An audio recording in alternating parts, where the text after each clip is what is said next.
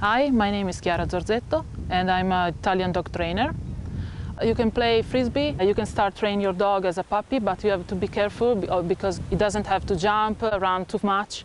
So you can use some tug of war with a disc, some throws that are a slider, or you can do some rollers. And with a puppy you can build the motivation. Then when he grows up you can start to teach him to catch the frisbee, and then you can start to throw and make it jump and so on. And it's also important that you can train the dog also physically. So you don't take the dog from, for example, the sofa and go outside and play. If the dog is not motivated on the disc, you can try to add a motivation with the food. So maybe you can use the disc as a ball, give food for the dog in the disc every time for usually 1 month. And after 1 month, you can try to use the frisbee as a toy again. If the dog seems a little bit more motivated, you can continue to use this also as a ball. And for the play session, it's better if you do more sessions during the day. So not just 1 or 2 long, but short session. Also a couple of seconds also. You can try just throw 1 slide, the dog catches, good. You can praise the dog a lot and then stop. And do it another, for example, 2 hours later or in the afternoon, as much as you can. Okay. To motivate the dog, also slider. So when you throw the disc on the ground like this, or roller, because of course the roller is more motivated usually, because it's like a prey that run away. Okay. So the dog usually tend to go towards this to catch it. And of course praise a lot the dog as soon as he catches the frisbee, even though if the dog catches and drop it in the middle. Okay? If you stay still, the dog maybe start to sniff around. Instead, if you move with the dog, run away, the dog try to catch you with the frisbee in his mouth, it's more motivated, it's more funny for the dog also. It's better if you run away and when the dog has the frisbee in his mouth, instead of going to take the disc from his mouth. Because if he doesn't know how to retrieve, maybe he can start to defend the object and run away from you instead of coming to give the frisbee.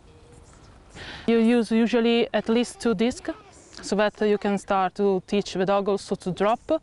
The dog has 1 frisbee, 1 disc in his mouth. You can ask with the other one to drop, so don't take the frisbee from his mouth. Just use the other one and show the other one move the free disc, also try to move on the ground. And when the dog drops the frisbee, you can praise a lot and start to throw another one. Okay. And do this lots of time until the dogs start to drop as soon as he has a frisbee in his mouth, or better when you ask to drop the frisbee. Okay. So you can add, of course, a vocal cue to the drop. And then you can start to do a little tug of war to reinforce the dog.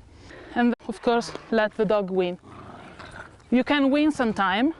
For example, win with disc and start to run, so that the dog start to catch you, okay. Try to catch.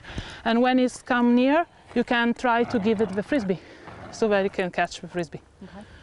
And do again some tug of war, and then let the dog win. Of course, if you see the dog that is tired, try to engage it again and finish in a good way. Okay. So she was tired. Okay, you manage to engage the dog to play again, and you do a tug of war and then stop, finish. And next time you try to finish before the dog is tired. After this stage, that is, you do for as long as you need. You can start then to let the dog catch the frisbee from your hand. So you have the disc in your hand, you can stay down so that the dog, you are on the same level. And you can move the frisbee or also run away with the frisbee this way so that the dog run towards you and catch the frisbee from your hand.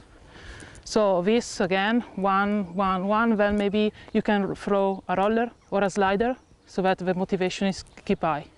Because it's not very interesting to catch something that is still. So you can do 1, 2 times, then throw a roller, then do again, and then finish. Then you move on and you can start to leave the disc before the dog catches. So the dog is coming to catch the frisbee, you just leave it the second before. And then, of course, you can add distance and height. When you go on, the handler has to, of course, know how to throw, because there are different kind of throws. You can start also to teach the dog some tricks. For example, the one where the dogs use your body to fly in the air and catch the frisbee is called a vault. And you can have a back vault when the dog uses your back, a chest vault when uses your chest, a leg vault, and you can invent whatever you want. Then there is, for example, a over, when the dog jumps over one part of your body.